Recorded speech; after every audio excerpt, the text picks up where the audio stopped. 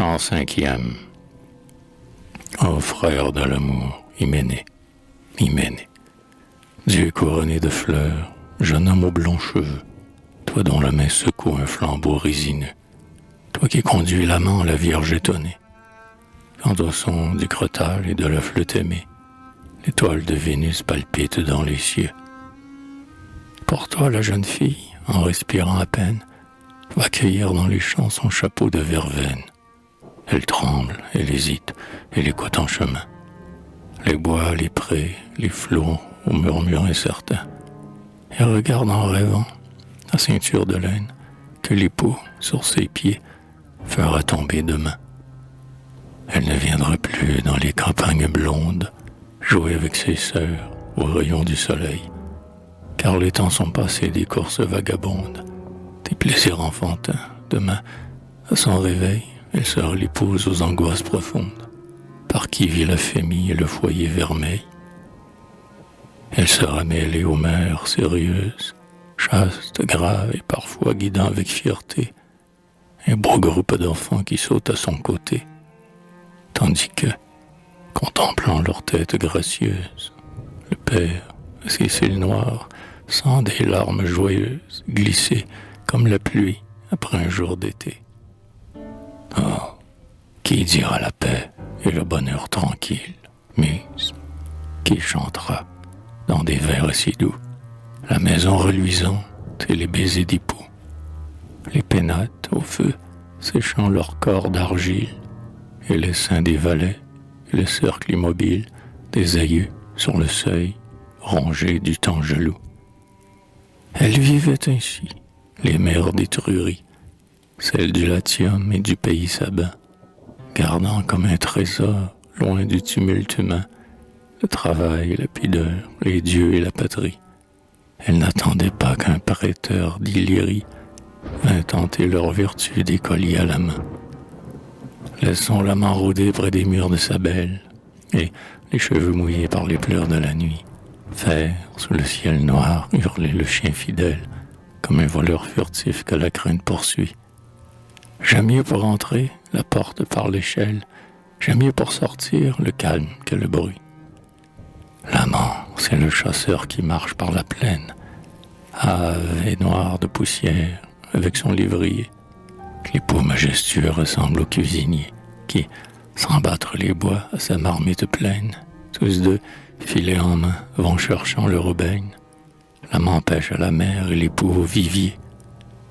Quand les temps sont partis de la jeunesse folle, quand il n'a plus de jour à jeter au destin, l'homme essoufflé s'assoit sur le bord du chemin, entre l'avenir sombre et le passé frivole.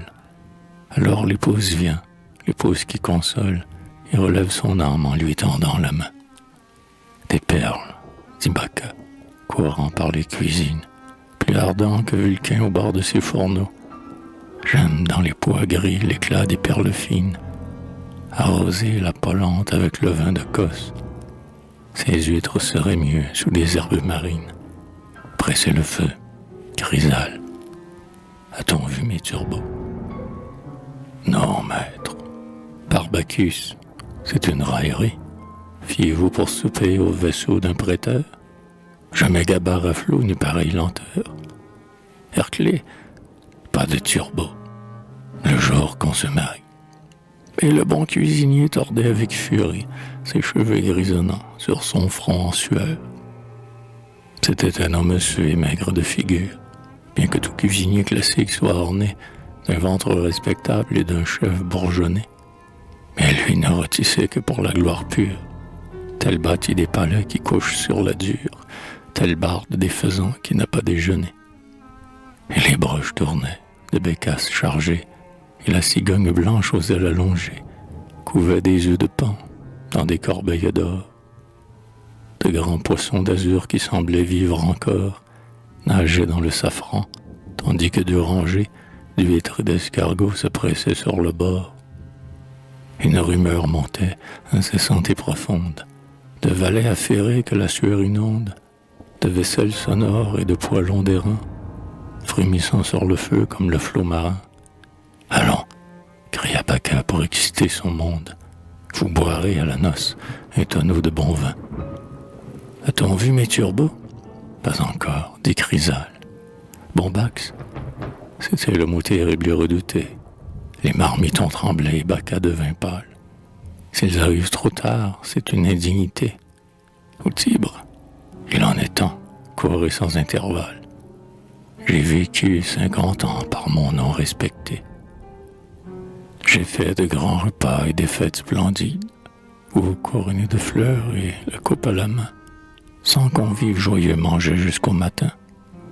Dans la Bretagne froide aux régions torrides, quand nous avions soupé, 3 mondes étaient vides, et le dieu Abaka devait une autre fin. Les turbots, dit Chrysale en enfonçant la porte, plutôt qu'il ne l'ouvrit, tant sa joie était forte. Puis, auprès du vieux maître, arrivant 2 bons. Je les ai vus moi-même. Ils sont de Dieu hérons, mais le prêteur est mort en voyage. Qu'importe, dit Baccar à Dieu, si les turbots sont bons. La villa de Tibur avait un air de fête. Les murs de marbre blanc semblaient frémir d'amour. S'il n'était pas si tard, nous en ferions le tour. Mais voici Marcia qui passe sa toilette. Dans les miroirs d'argent, sa beauté se reflète, et l'ambre et les parfums voltigent alentour. Avez-vous vu parfois, sur une coupe antique, entre 2 beaux festons d'acanthes sinueux, Diane chasseresse avec ses longs cheveux, quand elle sort de l'onde, et, peigneuse pudique, livre aux nymphes des bois sa gorge magnifique, et ses pieds nus, mouillés par les flots amoureux. Telle est plus jeune encore près d'une eau qui murmure, dans un bassin de marbre au contour ciselé, frémissante, les yeux par ses grands cils voilés, Marcia souriait, sous sa blanche parure, une esclave avec à rattacher la ceinture, l'autre, les brodequins de perles étoilées. Ses longs cheveux tombaient comme ceux des vestales, séparés par le fer en 6 tresses égales. L'anneau serrait son doigt, et du coffre d'or, les matrones tiraient le voile de safran, avec la pièce d'or des fêtes nuptiales, et le fuseau qui dit « Travailler en aimant ». Ainsi qu'un arc tendu, sur son œil qui pétille, son sourcil se courbait par le pinceau tressé. Entre ses dents d'émail un souffle cadencé glissait comme la brise au bord d'une coquille. Un petit serpent vert dont la tête frétille entourait son bras nu d'un bracelet glacé. Des toiles de millet, des tuniques traînantes, parmi les beaux colliers sur les tables épaves, déroulaient à longs plis leurs teintes chatoyantes. Les couronnes de fleurs riaient de toutes parts. C'était un bruit confus d'étoffes ondoyantes, et 1000 reflets d'or à troubler les regards. « Salut », dit le bouffon en entrant dans la salle, avec une façon de tête triomphale, et portant, comme amour, la torche et le carquois. Je me marie aussi, je viens faire mon choix. Celle-ci me plairait, mais elle est un peu pâle. Cette autre serait mieux plus haute de 2 doigts. Et Caracoïdes, comme un patron sans gêne, devant chaque suivante agitait son flambeau, puis saisissant le bras d'une esclave africaine. « Par Castor, cria-t-il, c'est le meilleur morceau. Je préfère au sein blanc les poitrines d'ébène. C'est le cœur, après tout, qui leur monte à la peau. J'aime ces yeux d'argent, ce nez dont les 2 ailes s'étalent, cette bouche aux bords gonflés et ronds, qui semble avoir mangé des mûres. Nous verrons des contrastes charmants et des choses nouvelles. Ensemble, ce serait superbe. Nous ferons des enfants blancs et noirs, comme les hirondelles. » Et vers sa sombre épouse, il tendait, en parlant, une poire de coin. D'après l'antique usage, dans 9 mois la grenade, ajouta le galant.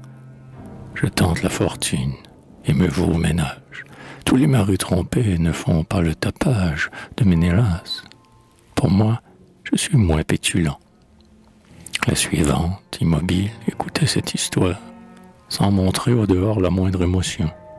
La pudeur libyenne est une fiction. On ne saurait rougir quand on a la peau noire. Hélas, dit Marcia, joignant ses mains d'ivoire, quel malheur de quitter un si gentil bouffon. Quand je t'aurai perdu, qui donc me fera rire? Mon pauvre petit nain, je ne te verrai plus, imiter en dansant le faune ou le satyre. Mais pourquoi, reprit-elle, abandonner Paulus? Viens avec nous. Le nain se tenait sans mot dire, il roulait au hasard, des yeux irrésolus. Enfin, la tête basse et d'une voix câline. Bacca vient-il aussi? Non, dit-elle en riant. C'est que, fit le bouffon, pâle et balbutiant. J'aime le vieux Bacca, c'est une âme divine. Et Coracoïdès, qu'un double instinct domine, sentait sourdre en lui-même un combat effrayant. Le cœur et l'estomac luttaient de violence. Il adorait Paulus et la bécasse au vent, et voyait s'échapper ainsi qu'un songe vint les ragoûts safranés, l'ivresse et la bombance. On l'eût pris volontiers pour un chien qui balance entre la voix du maître et l'odeur du festin. Cependant, sur les monts, la nuit tendait ses voiles. L'astre cher aux époux se levait dans les cieux. On entendait, au loin, les jeunes gens heureux qui jetaient, tous en chœur, leurs chansons aux étoiles. « Il vient », dit Marcia, baissant les riches toiles, dont le mince tissu voltigeait sur ses yeux. C'était le chant d'Hymen, la flûte, les cymbales, et le pétillement des torches dans la nuit. Le cortège amoureux s'avançait, et le bruit montait comme la mer en bruyante rafale. Déjà sonnent les pieds sur le pavé des salles. Hyménée, Hyménée, on approche. C'est lui, dans son manteau de pourpre tyrienne, beau, jeune, ivre d'espoir et défiant les pleurs.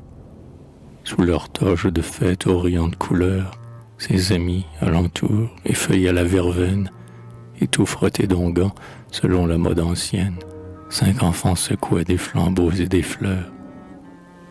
Caïa, Thalassius, Hyménée, Hyménée. Ainsi chantait sans voix montant l'unisson. Des esclaves portaient le quenouille ordonné, le coffret odorant, l'eau sainte, la toison, et la graisse de loup dont l'épouse bien-née doit frotter en entrant le seuil de sa maison. Les matrones à part, sous leur voile pudique, pour le dernier conseil se réservaient encore. Ce jour-là, jusqu'au bout, l'idylle fut très fort.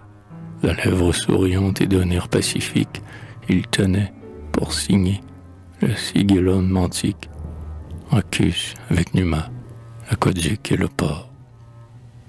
Ce fut lui qui, prenant le rôle de la mère, étreignit au départ la belle sur son cœur, et laissant échapper la larme de rigueur, la retint dans ses bras comme il convient de faire. Car déjà 2 enfants, ceints de myrte et de lierre, entraînaient par la main l'épouse du rhéteur. C'est alors qu'au milieu des pompes érotiques, on entendit des cris dans l'ombre du jardin, et la voix des valets courant sous les portiques. Elle est folle, arrêtée. Mais sur les gonds d'airain, la porte tressaillit, et, cessant les cantiques, la foule, comme un flot, se replia soudain. Calme plein de terreur qui couvre la tempête, mais Laénis, en silence, apparut sur le seuil.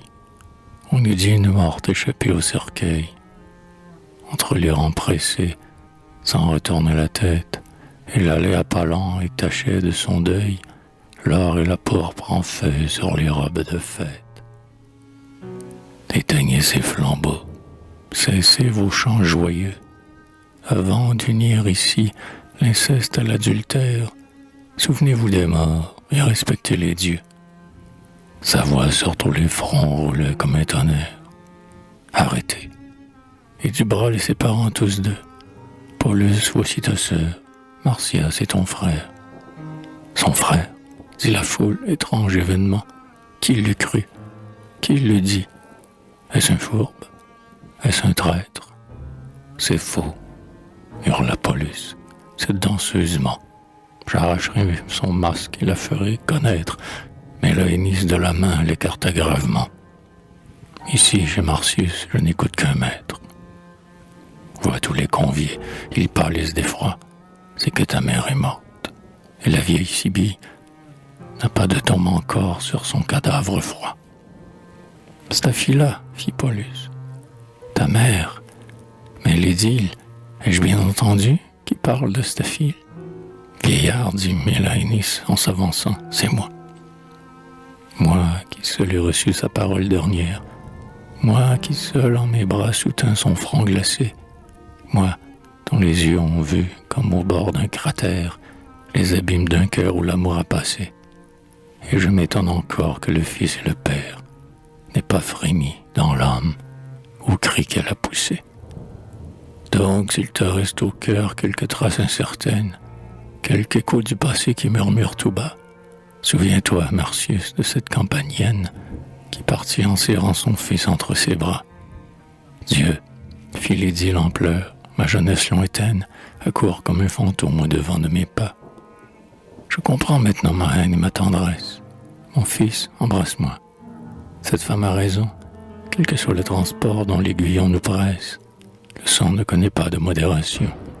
Et je fus, tour à tour, pardonne à ma faiblesse, ton père par l'amour et par l'aversion.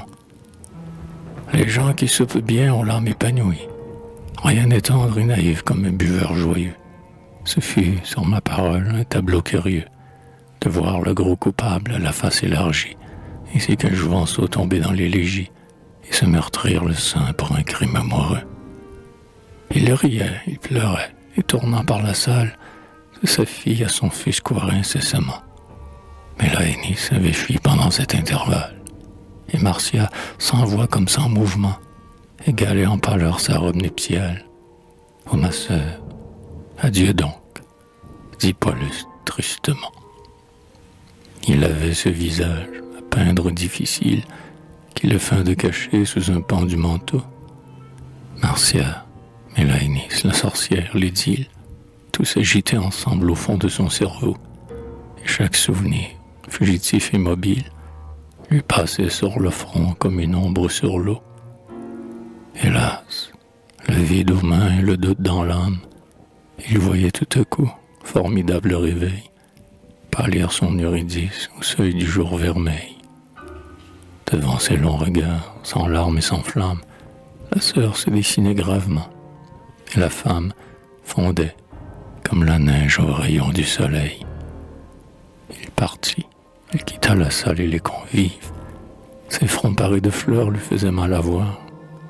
Il voulait l'air, l'espace, et, comme aux ondes vives, tremper sa tête en feu dans les brises du soir. Mais la fête obstinée, en notes fugitives, courait autour de lui, là-bas, sous le ciel noir. Les padres, suspendus au versant des collines, chantaient pour son hymen les strophes sénines. Les villages dansaient, et Paulus aux abois, sous ses pieds, en passant, faisait craquer les noix, dont on avait semé les routes tiburtines. « Ô Vénus, cria-t-il, d'une tremblante voix. Quoi bon dans les cieux, comme une raillerie, sur mon front abattu secouait ton fanal? Pouvais-tu, du moins, refusant le signal, cacher pour cette nuit ta lumière chérie? Hélas, j'irai tout seul dans ma chambre fleurie, m'étendre en sanglotant sur le lit nuptial. Les gais musiciens, parmi les feux sans nombre, attendent le cortège et les époux nouveaux. Les flûtes se tairont et la nuit sera sombre. Marcia, Marcia, devant les 5 flambeaux, je ne déferai pas ta ceinture, et dans l'ombre, je ne sentirai pas de tes cheveux si beaux. Rouler les flots épars, mon seul bien sur la terre. Quoi? Mort? Évanoui? Disparu sans retour?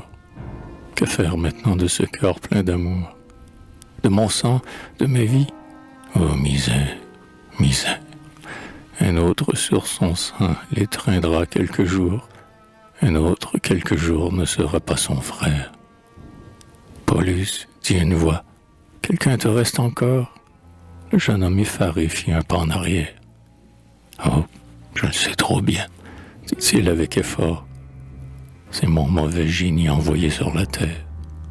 Parle, que te faut-il à cette heure dernière? Je suis tombé si bas que je me ris du sort. Paulus, dit Mélaïnis, je t'aime avec démence. Je t'aime avec fureur, ma haine et ma vengeance. Tu n'as donc pas compris que c'était de l'amour. Hélas, courbant le front sous mon fardeau trop lourd, j'ai baisé tes pieds nus et tu fus sans clémence. J'ai frappé ta poitrine et ton cœur était sourd. Tu connais maintenant cette longue torture qui fait le jour sans joie et la nuit sans sommeil. Tu sais le sang qui bout à la lave pareille, la bouche qui frémit, la tempe qui murmure. Oh, tu peux mesurer mon mal à ta blessure et dire ce qu'on souffre au moment du réveil. Elle avait dans la voix une musique étrange, et Paulus l'écoutait comme les matelots, la sirène qui chante, assise au bord des flots. Depuis quelque instant, dans le ciel sans mélange, des nuages flottaient ainsi que des îlots, et parfois un éclair glissait comme une frange. À l'horizon plus noir, ce que sentait Paulus, ce n'était pas l'amour ni l'ivresse insensée, mais l'engourdissement de toute la pensée, mais la froide sueur sur ses membres perclus. Comme en un songe affreux, sa poitrine oppressée s'épuisait pour créer un spasme superflu. Une puissance occulte envahissait son âme. Des tonnerres lointains roulaient au fond des cieux. « Qu'as-tu donc ?» lui dit-il en ouvrant de grands yeux. « Prends-tu cette voix qui charme et cette flamme, qui, dans tes longs regards, brille comme une lame? Quel effrayant destin nous enchaîne à tous deux. »« Que t'importe, ô Paulus ?» s'écria la danseuse. « Aimons-nous, aimons-nous, cela seul est réel. Viens cacher nos baisers dans la nuit orageuse. Notre torche d'hymen, c'est la tempête au ciel. Nous fuirons, nous aurons quelques retraites ombreuses pour y faire à nos cœurs un exil éternel. Viens, qu'attends-tu? Partons. Pour nos désirs immenses, Paulus, la vie est courte et le monde est étroit. C'est un souffle fatal qui me pousse vers toi. Notre bonheur est fait de pleurs et de vengeance, et cet amour terrible aura des violences, pleines de volupté, de délire et d'effroi. Sa voix tomba, le vent soulevait la poussière, la tempête grondait, et je ne sais comment, mais leurs bouches en feu s'unirent lentement. Tour à tour voilés d'ombre ou baignés de lumière, ils se tenaient debout sous le ciel écumant, et s'embrassaient tous deux aux éclats du tonnerre. Mais tout à coup, le bruit d'un pas retentissant frappa l'ombre, un fer nu brilla près d'un visage. « À moi, je suis blessé », dit Paulus frémissant. Puis il tomba d'un bloc, sans parler davantage. Et la danseuse vit, aux lueurs de l'orage, un soldat qui fuyait, avec son glaive en sang. Ce que fit Mélaénis après cette aventure, je l'ignore, ô lecteur. Vint-elle au cabaret, trouver Pentabolus et payer la blessure? Dansa-t-on cette nuit aux bouges de Subur? J'ai cherché vainement. L'hôtelier, fort discret, n'a pas, même à prix d'or, dévoilé le secret. Commode, l'empereur, eut une fin tragique, trahi par ses amis, malgré son nom divin. Hercule rendit l'âme, étranglé dans son bain. Quant à Pentabolus, il partit pour l'Afrique, fut fait centurion, tomba d'un coup de pique et regretta surtout les filles et le vent. Au festin du patron, s'arrondissant la panse, Stélio vécut vieux et devint gras à l'art. Humiltier prit femme et se pendit plus tard. Le bon Polydamas, le maître d'éloquence, comme il se promenait un jour sans méfiance, mourut d'un barbarisme entendu par hasard. Paca fut l'inventeur de la sauce troyenne, où la poussa, du moins à sa perfection. Le bouffon se noya dans la marmite pleine. Un soir qu'à la cuisine, il volait un bouillon. Marcia, le bruit court qu'elle se fit chrétienne. Marcius, il creva d'une indigestion.